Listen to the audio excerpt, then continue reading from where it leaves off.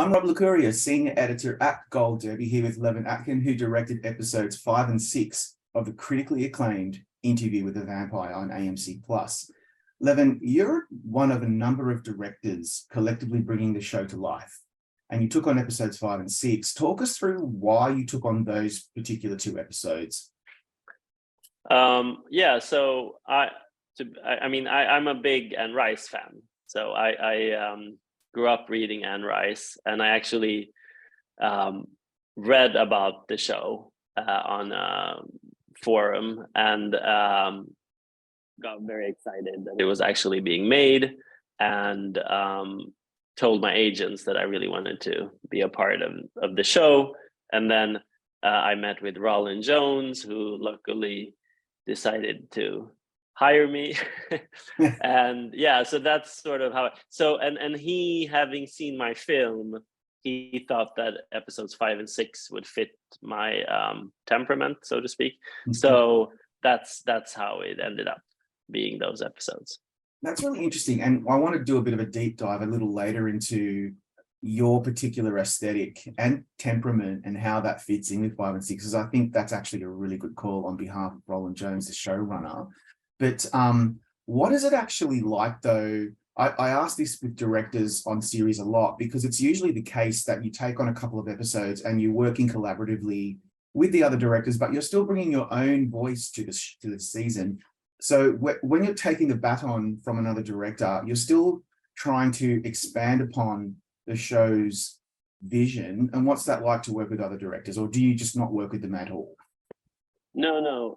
On the contrary, I mean, as a person who, I make my own films, and they're usually very independent and hard to do. And, to me, I feel like it's sort of a relief to have an auteur like Roland, who has the whole vision, and I come in to sort of help him create his vision.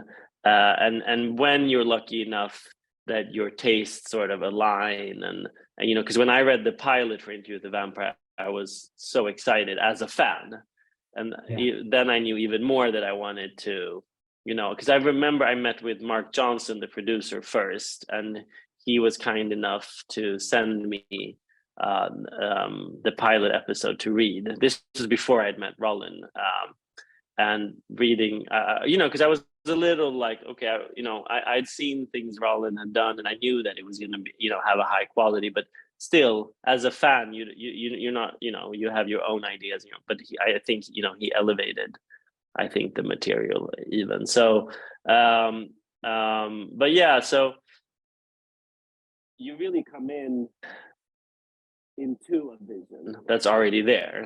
That's, with the production designer, with Mara's vision, and the world was there. It existed when I stepped in, and somebody told me, I took a course with the DGA before, because it was my first American series, so they have like this course for foreign directors, and one of the directors who was holding the course said a very smart thing. She said that she compares being an episodic director to borrowing somebody else's kitchen, and you can only use the ingredients that they have in their fridge, but you can use your own spices and try to create the best dish you can with what's available to you.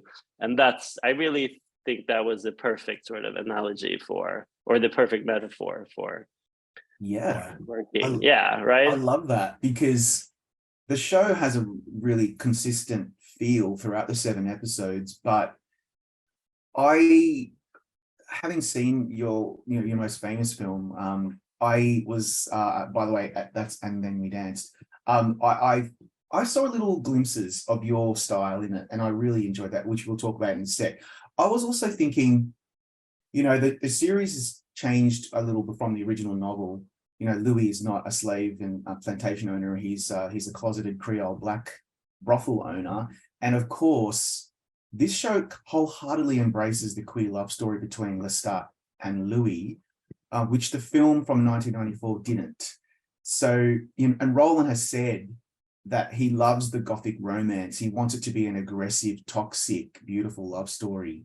It was so smart for the show to do that. What are your thoughts on the show pivoting towards and really embracing the queer love story between the two of them. Yeah, I think it's a very smart decision, of course, but also I think a decision that came from Roland's heart. I don't think it wasn't, he's very passionate about these characters and about, I think, Anne Rice as a whole. He really understands her voice, I feel. And I think it is what this show and this material should have always been. Yes, I think what drew me to the books growing up was, the queer elements, and I think you can sense it in the film, like it is there somewhere, but not obviously as explicitly as it is in the show. But yeah, I love it. Yeah, and it kind of reminded me of back when your film came out a few years ago. It was so well received, but then back in Georgia, where that's your ethnic background, your parents are from there. There was so much outrage from conservative circles about the fact that it's a gay love story, and we're now a few years later where we're living in a very perilous time in the United States, where LGBTQ people are constantly under attack. And it's just so cool that a big budget series can come out like this and celebrate the love between two people, vampires, whatever you want to call them. And it's celebrated, but it's not necessarily something that we have to hide from, or that we have to maybe not put in the advertising materials. So I'm curious how you feel about the evolution of gay love stories from your film a few years ago to now, and the fact that you still get to do it.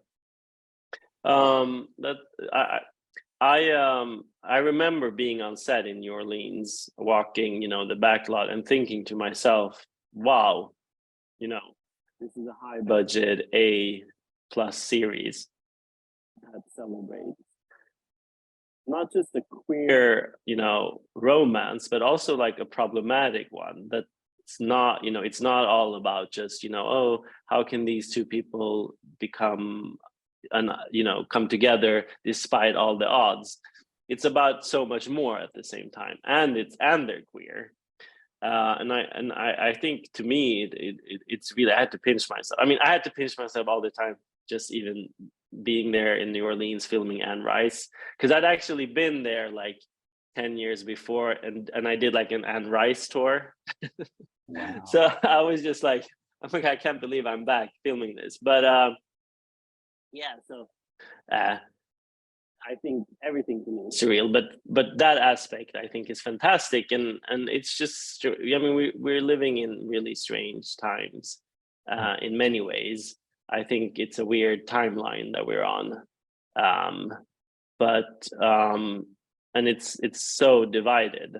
On one hand you have this show, and on the other hand, like you said, when my film came out, there were thousands and thousands of people demonstrating against it. So, but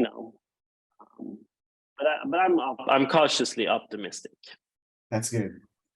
I think all 7 episodes are amazing, but I must say, my sense is fans and critics really love the pilot, the finale, and episode 6. And episode 6, Like Angels Put in Hell by God, is a one that you directed. I thought it was probably the strongest of the season. I loved it. And I just wanted to talk a little bit about some of the choices that were made in it, if you don't mind. So the episode tracks the ebb and flow between Louis and Lestat as we discover Lestat has the gift of flight. He's dropped Louis from the sky, and then he eventually comes back to try to ingratiate himself back into Claudia and Louis's life. So what was your brief from Roland and the team about this is what we really want to achieve with episode 6? Yeah, I mean, I think in many ways episode 6 was a difficult episode. Roland often says that we managed doing something that you never should do, which is, have a whole episode, get them back to point A, like where they were before episode 5. Yeah. Because usually, the audience will just sit and wait and be like, okay, now they're going to try to mend this. And then, we're back where we were.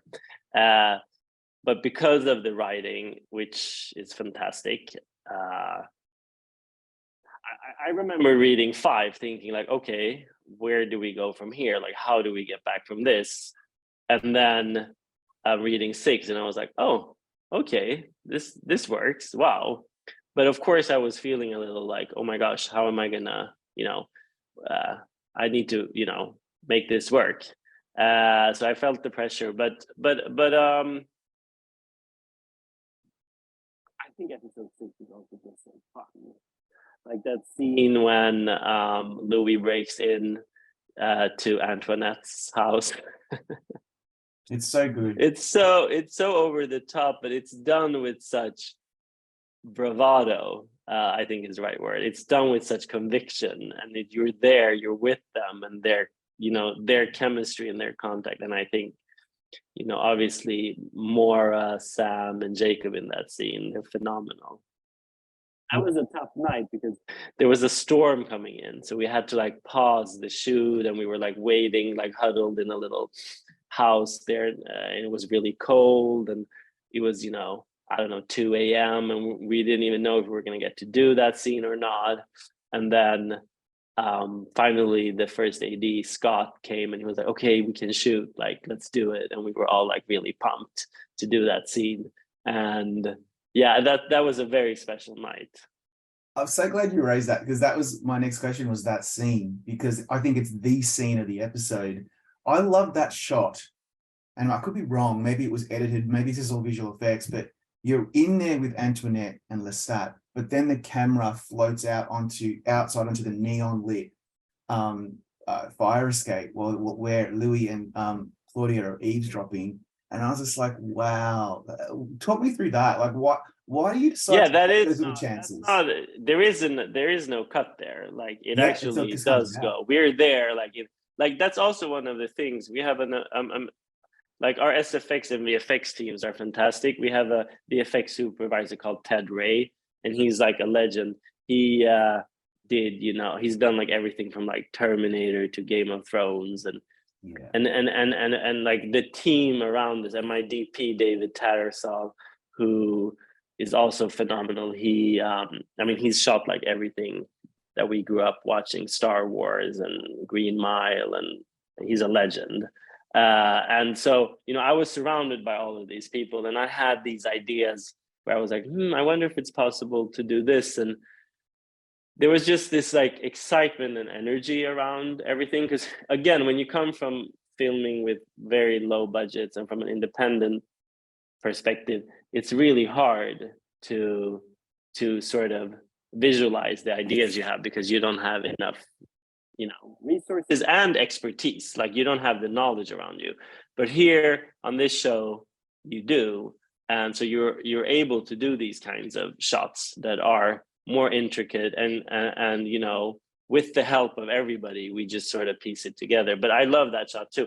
I think both me and David were very, film noir was obviously an inspiration to us. And there's also a shot that I love, that it became like sort of a meme, and I liked one of those memes on Twitter because I thought it was so funny. But in episode 5, when Lestat lifts the needle from the record player and the camera goes it's so good.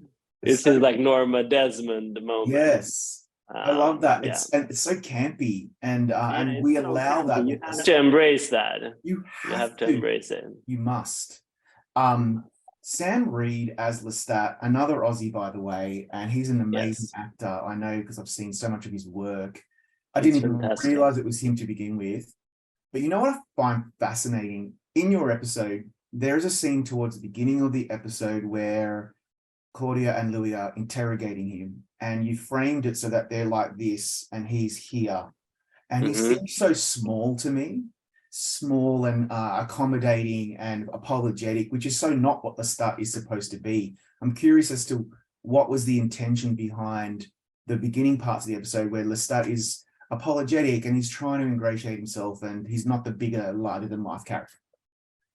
Yeah, that was actually very interesting, because that scene when he's very small in the middle and they're like looming large around him, I'm glad you brought that up, because to me, episode 6 was so much about how can we, not forgive Lestat, or I mean, it's not but more just sort of make the audience come along on the ride of like Louis actually,